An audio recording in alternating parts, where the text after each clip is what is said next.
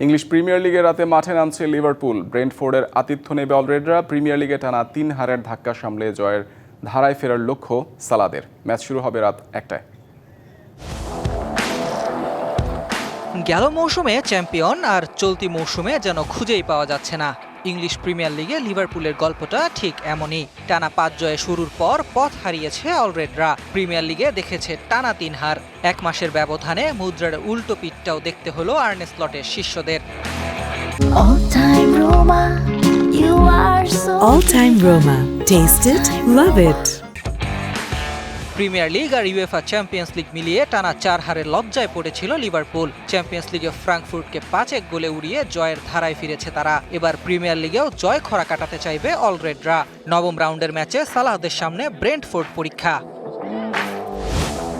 তবে কাজটা সহজ হবে না লিভারপুলের জন্য। ব্রেন্টফোর্ডের মাঠে জিততে পারেনি চেলসি, ম্যানচেস্টার ইউনাইটেডকে তো হারিয়েই দিয়েছে তারা। লিভারপুলের সামনে তাই চ্যালেঞ্জটা কঠিনই। অবশ্য দু দলের সবশেষ 5 দেখায় শতভাগ জয় অলরেডদের, যা তাদের যোগাবে আত্মবিশ্বাস। গেল মৌসুমের রাজা মোহাম্মদ সালাহ যেন এই মৌসুমে নিষ্প্রভ সেনাপতি। টানা 6 ম্যাচে পাননি গোলের দেখা। লিভারপুলে নাম লেখানোর পর এর থেকে বেশি গোল খরায় ভোগেননি ইজিপশিয়ান কিং। এই ম্যাচে নজর থাকবে তার উপর। কোচ আর্নে স্লটের আশা দ্রুতই কেটে যাবে এই ব্যাট প্যাচ, না কাটলে যে লিভারপুলের বিপদ। ম্যাচের আগে ইনজুরি নিয়েও দুশ্চিন্তায় লিভারপুল। ফরওয়ার্ড আলেকজান্ডার ইসাক ভুগছেন চোটে।